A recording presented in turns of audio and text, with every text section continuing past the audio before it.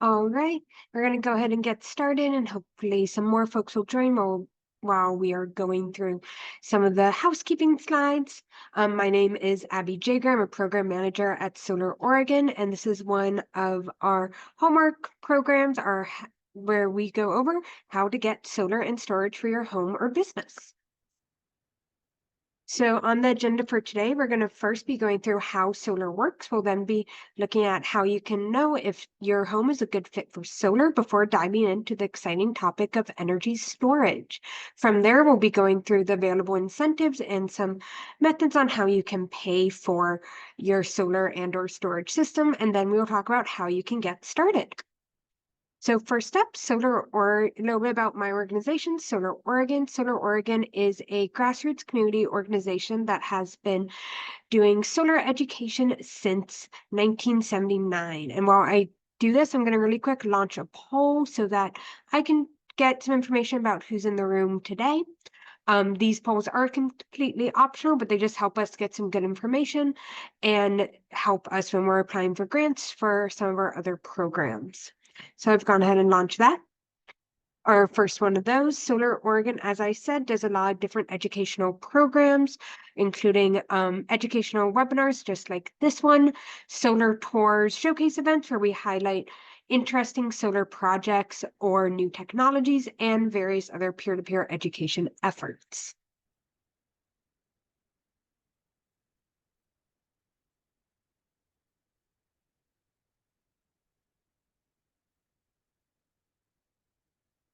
We are a member-based organization, so thank you so much to our members for your generous support.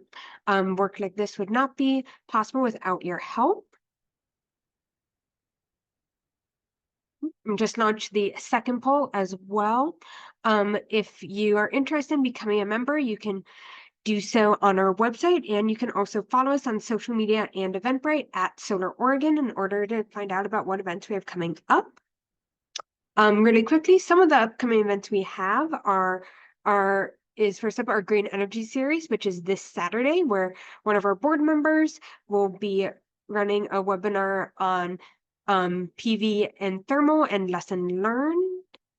And then we also have our Solar Social on August 7th. This is a place for solar enthusiasts to come gather and discuss solar projects and different things. That's going to be at a place to be over on Southeast 3rd Avenue in Portland, Oregon.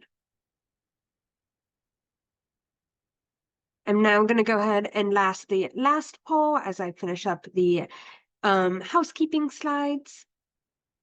This presentation is also made possible by support from the Energy Trust of Oregon. Energy Trust of Oregon is an independent nonprofit that works to provide access to affordable energy throughout Oregon. They serve the customers of Portland General Electric, Pacific Power, Northwest Natural, Cascadia Natural Gas, and Avista. Thank you so much, Energy Trust of Oregon, for your generosity and support. Throughout the presentation, if you have any questions, please feel free to put them in the Q&A button at the bottom of your screen. Resources and helpful links will be provided in the chat at the end of the presentation, and I will be going through the Q&A at the end. So no need to wait to put your question in to the very end of the presentation. You can put them in as soon as you think of it, and I will be sure to answer it. I'm going to now end the last poll, and without further ado, jump into the presentation. So first up, how solar works. So here's a diagram of a simple solar system. On the far left, we have the photovoltaic or PV panel. This is the panel that would be put on your roof or mounted in a backyard. And when sunlight hits the panel, it generates a volt of electricity. From there, it then flows into the inverter or microinverter, which converts the electricity generated by the panel, which is DC or direct current electricity, to usable electricity by your home, AC electricity. From there, it then flows to your home electrical panel in order to be used by all the various appliances that run on electricity throughout your home, whether that be an AC unit, your electric vehicle, or charging your phone. If at any point in time your home is generating more power, your solar panels are generating more power than your home is using, the excess electricity will actually flow back out to the utility grid through a special bidirectional utility meter that will be installed with your system. From that way, it can be utilized by your friends and neighbors. And the reverse is also true, that if at any point your solar panels are generating less power than your home needs, electricity will flow from the grid back to your home. This is called a grid tied system and is what allows for the process called net metering, which allows you to earn credits on your bill for the electricity you are providing to the grid. We'll be talking more about that in depth later on in the presentation. But all in all, that's the components of your solar system. It's very simple, and that's part of what makes it very highly modular, which means it can work for a lot of different situations. So first piece of technology I'm going to talk about more in depth is the inverter. As I said, the inverter is a special device that converts the electricity generated by your solar panel, DC electricity, to usable AC electricity for your home. There's two types of inverters, a string inverter pictured on the left, that's that white box there, and the microinverter pictured here on the right. Both are a great option and installed frequently throughout Oregon. It really just depends on your budget and the need of your system. I say budget because there can be a price difference between the two. For a typical solar system, you only need one inverter pictured on the left, because it takes in all the electricity generated by your panels all at once and converts it to AC electricity all at once. Meanwhile, the microinverters, the black boxes on the right, you have one of those for every 1 to 2 panels. So if you have a 10-panel solar system, you could have up to 10 microinverters, and they take in only the electricity of 1 or 2 panels at a time. So they can be a little bit more expensive. As I said, though, both are installed frequently throughout Oregon, and it's a great thing to ask your contractor about which one they think would work best for your system.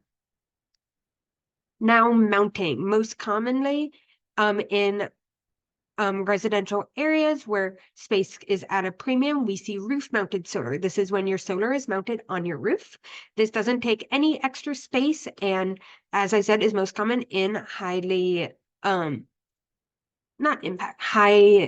concentrated areas where people don't have the yard space.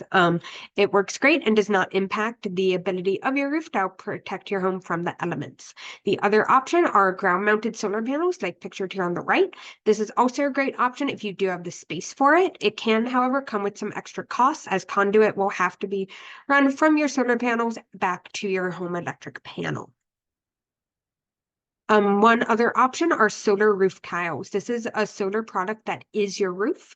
So rather than having the solar panels mounted on top of your roof, you will have some special panels that are actually your roof. So they both are a roofing product, helping protect your home from the elements, and a solar product helping generate solar power. There are several brands available, however, it is newer tech and therefore more expensive, and there are not as many contractors who are familiar with it. So if you are interested in this, definitely ask for some references from your contractor to be sure they have installed this product before. Price declines have been predicted, but none have quite come to fruition yet, and they can be very unpredictable. So if you are interested in this, but you're waiting for the price to go down, you could be waiting for quite some time. Yeah, okay. Just want to check and make sure I didn't miss a slide. So now I'm going to go through the topic of net metering a little bit more in depth.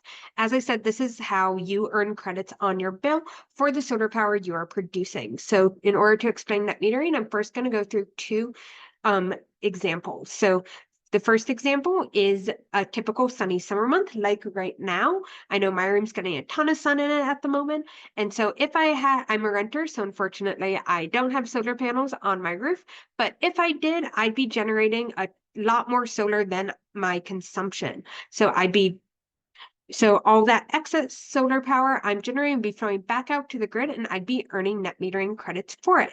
You can see here the blue bar in the rightmost graphic, my consumption is less than my solar production. And so that green arrow indicates the excess net metering credits I'd be earning.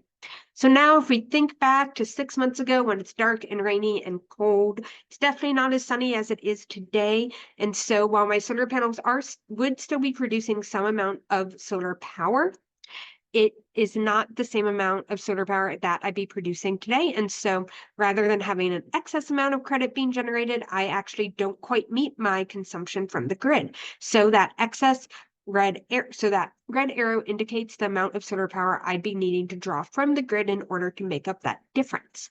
However, during the summer months, I earned a whole bunch of net metering credits. So I made those credits throughout the summer when I'm generating excess, and I get to use them up all winter. That's because net metering credits roll over from month to month. It is important to note, though, that they do not roll over from year to year. The net metering year begins and ends on April 1st. So at midnight on March 31st, any excess credits you have that were not utilized are forfeited, and you start again from zero on April 1st. So in order to explain this a little bit further, because I know this can be a little bit complicated, let's look at how this would actually look on your bill. So here's an example of a power bill in September, from mid-September to mid-October. So we can see in the box on the left, the net meter reading at the beginning of the month and the net meter reading at the end of the month. This results in a net period usage of negative 327 kilowatt hours.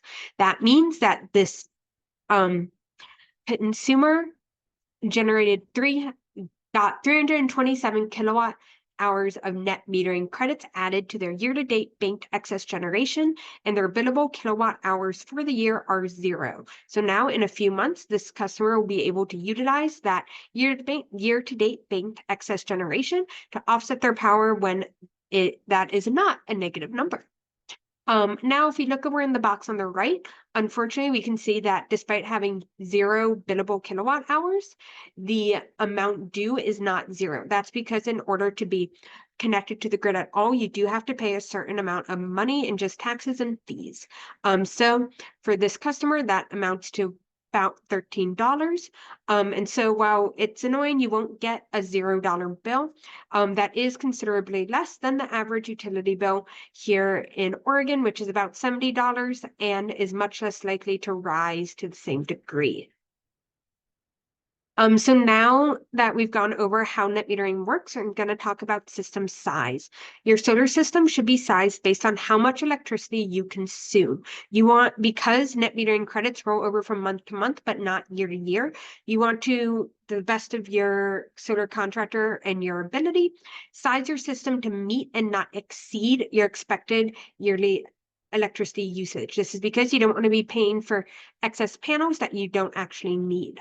There are other factors that can contribute to your system size are the available space, your budget, and any aesthetic considerations you may have. A system size is measured in kilowatts, and the average size here in Oregon is about 8 kilowatts. Your solar contractor will ask to see some of your past electricity bills in order to properly size your system, and you'll want to talk to them about any changes you expect in your home, whether that's electrifying some appliances or getting an electric vehicle or anyone moving in or out of your home, as that would all impact your energy usage. So now that I've gone over the basics of solar, how can you know if your home is right for solar? So first up, here in Oregon, no matter where you're located in the state, in general, you have enough solar access in order to get solar panels. We can see here a diagram of the sun's path, both at the time it's highest in the sky at the summer solstice and when it's lowest in the sky at the winter solstice. And you can see that's always in the southern hemisphere. So as long as you have, so a south-facing roof is ideal. However, solar is frequently installed on both south, east, and west facing roofs. The only facing planes it's really not installed on are north, northeast, and northwest. One thing that can contribute to your inability to get solar is if your home is very well shaded. We love our old trees here in Portland and throughout the state, but they can prohibit you from going solar as they would block the sun from actually reaching your roof. If your home is very well shaded, though, you definitely don't want to cut down those trees. They help keep our homes cool in the summer and warm in the winter and help put some more clean air out. And so instead, it'd be a great idea to look into some other options like community solar. Another thing to consider is your roof complexity. Ideally, you will have a large, smooth south-facing roof plane as pictured here on the right, where you can see there's just a continuous area with not a lot of ridges or anything coming up that the solar panels can be placed on. The roof on the left is much more complex, and placing a solar array on that style of roof could lead to some added costs, as it would be multiple smaller arrays instead of one large array. So not only does your roof shape and size make a difference, but also your roof condition and age. We recommend that you have at least 20 years of life left on your roof if you're getting solar. That's because if you have to re-roof after getting solar, you'd have to pay for your solar panels to be uninstalled and reinstalled, and that's just an added cost and can lead to your solar panels breaking during that process. If you have an old roof, we recommend waiting until after you re-roofed in order to go solar. Now, not only what's on top of your roof matters, but also what's under your roof. Any solar panels mounted on your roof will add some weight to it, obviously, and so you have to make sure your roof supports meet your local area's policy. Rafters pictured on the right can be more challenging and in some cases may prohibit you from going solar at all. If you have only rafters, then your solar contractor may hire an additional engineer in order to either put in extra supports or prove to the city that you do not need those extra supports. But either way, that can lead to some additional costs. If you have trusses, like pictured on the left, that can meet even the most strictest criteria and will generally support solar with no issue. So now that we've gone through the different things to consider about your home's shape, size, and characteristics, I'm now going to dive into the exciting topic of energy storage. So solar makes storage more effective. Despite having solar on your roof, solar alone on your roof will not give you the ability to use power when the grid is down. That's because the entire grid must be shut off and no power can be flowing back to it while people are trying to fix the grid if it is down. Therefore, having a home battery storage system can allow you to use power while the grid is down. So here's just a quick example of how that can work. You have the battery pictured here on the left in your garage and solar on the roof. So now, why would you want to have energy resilience? There are many different reasons people choose to prioritize having home battery storage. If you experience short, frequent outages, such as those caused by storms and squirrels, or public safety power shutoffs in the summer. The first public safety power shutoff happened in 2020 when the grid was shut down in order to lower the chance of wildfire breaking out in 2020. Since then, they have just become more frequent as temperatures continue to rise and we deal with a longer and longer fire season. Another reason is the Cascadia seismic hazard, which is the unique hazard here in Oregon, where a large-scale earthquake is predicted to happen at some point in the semi-near future and can lead to power being shut off in the Willamette Valley for up to 9 weeks and even longer on the coast. So when it comes to picking a battery, there are many brands and chemistries available, and however, some installers may specialize. So if there is one specific battery you want, it's important to ask your installer if they're familiar with that brand and if they recommend it. Once you have one battery, so say you have a Tesla Powerwall, you are unable to mix and match your battery brand. So if you ever want to install a second battery, you would have to get another Tesla Powerwall. Your solar panels and your batteries can be different brands though. If you're powering a motor, it's very important to check your surge capacity as well. Now, when it comes to backing up your home on a battery, you have two options. You have either a partial backup or a whole home backup. It can be prohibitively expensive to back up your entire home for a significant length of time, so it's important to set your expectations. You can do a partial home backup through the creation of a central loads panel. This is when you install a second breaker box that you physically move breakers to, and in the event of an outage, only the breakers on that second essential loads panel will remain on while the rest of your home will lose power. This does add complexity and cost, but can allow you to retain power for a longer period of time. So if you're considering essential loads panel, apologies, it's a question of what needs power and for how long. Frequent items that are chosen to be backed up are a fridge, some lights in common areas, and an outlet or two for charging devices. The more things you have on the essential loads panel, of course, the shorter your power will last. However, if it is sunny, there is the chance that your battery can be recharged during the day.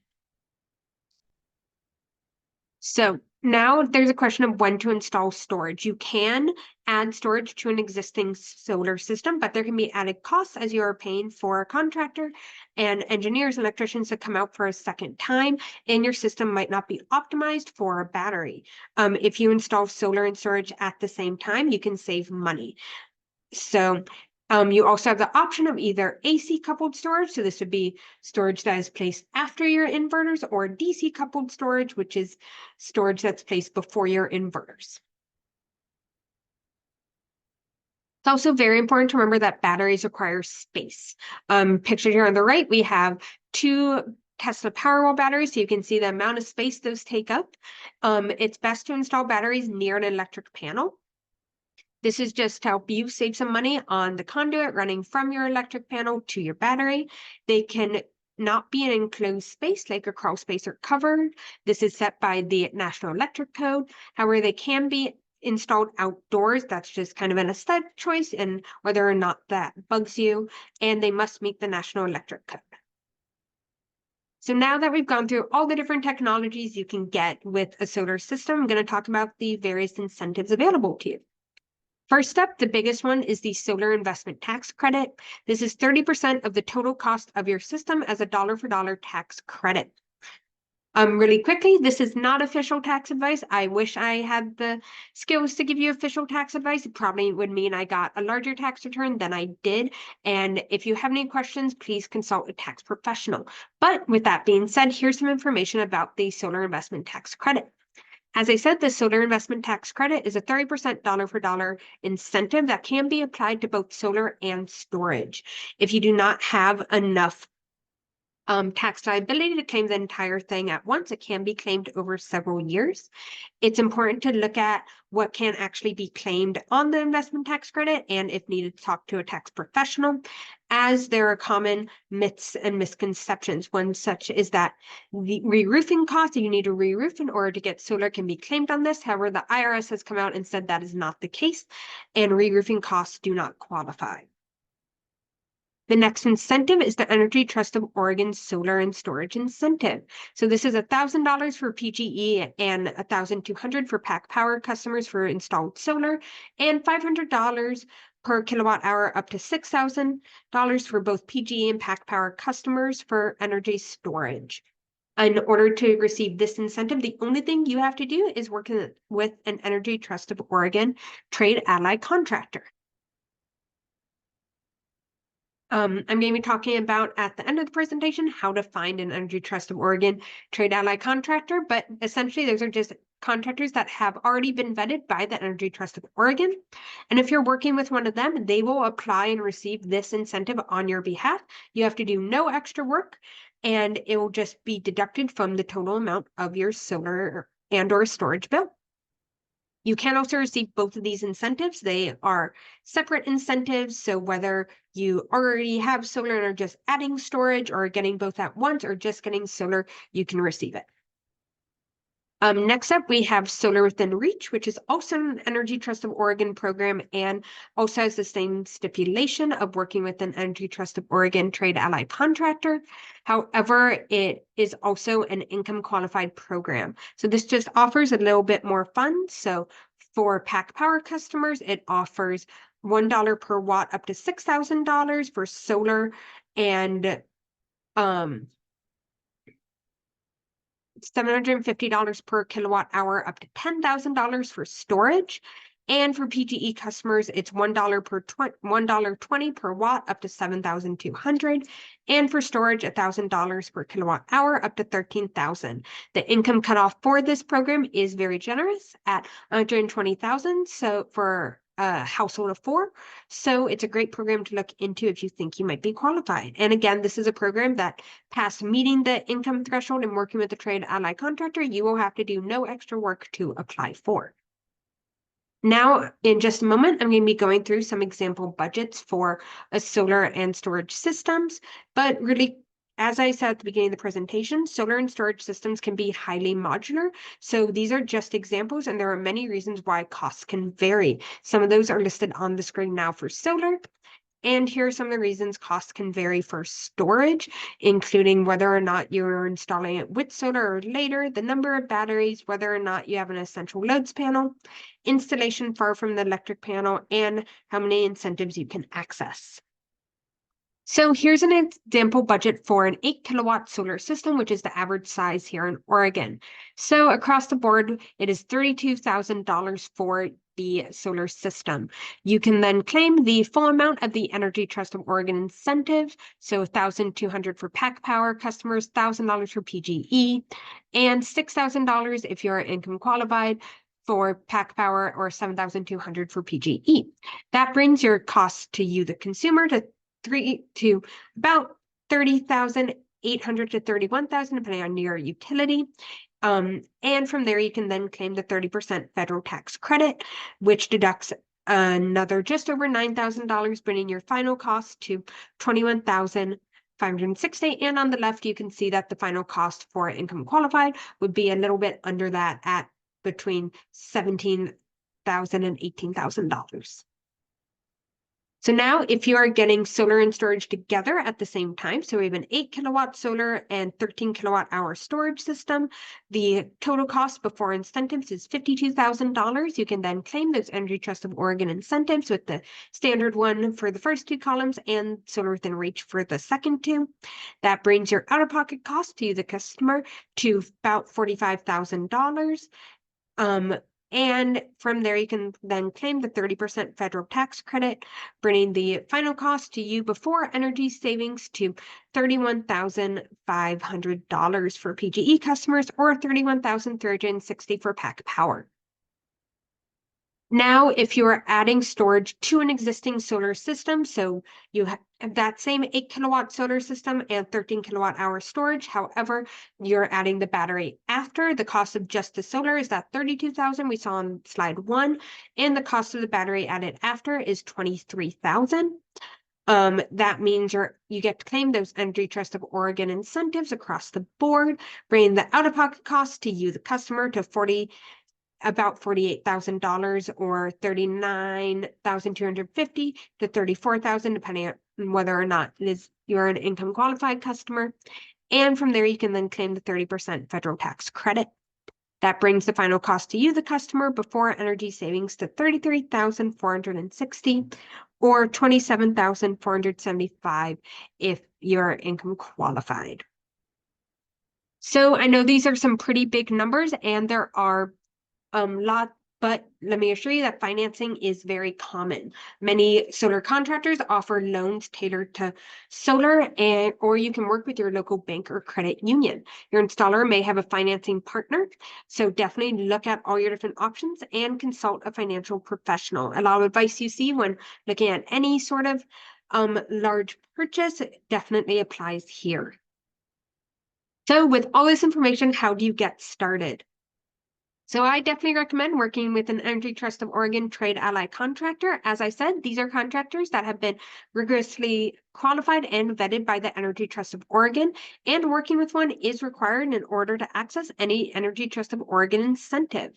They are familiar with all Energy Trust of Oregon design and installation requirements as well. I'm going to be putting a link to the chat at the end of the presentation that will link you to the Energy Trust of Oregon solar bid tool, which you can put in your information, and that will allow you to receive quotes from up to 3 qualified contractors who work in your area. So once you pick a contractor, go through all the paperwork, figure out your financing, and sign, your installation is very quick. The contractor will complete all paperwork for you except for the tax credit. Permitting can take anywhere from 2 to 12 months, depending on where you are in the state. In areas like Gresham or Salem, I know that permitting can be very quick. However, I know here in Portland, it can take a little bit longer at more that 6 to 10 month mark, so just be prepared for that. Once you have all the permits though, installation is very quick at only 1 to 4 days, and your contractor will manage all inspections and interconnections.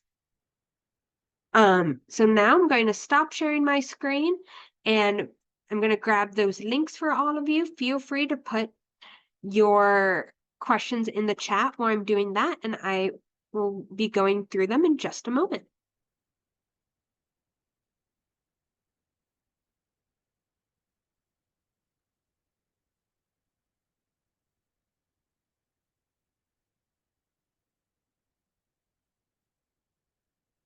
Okay, I just put those links for all the incentives I talked about, the Energy Trust of Oregon Solar Bid Tool, and some information on Oregon Community Solar into the chat.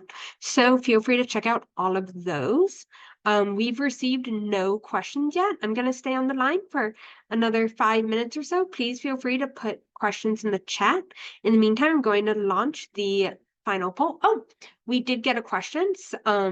Someone asked, will the PowerPoint be available after the meeting?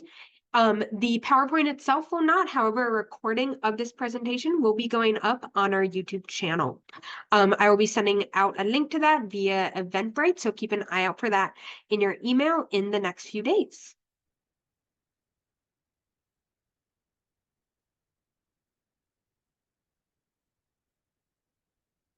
I also just launched the final poll. If you can please fill that out, it's very helpful for us in seeing how we did and making sure we answered all the questions and went through what we needed to effectively, and for us knowing how we can improve.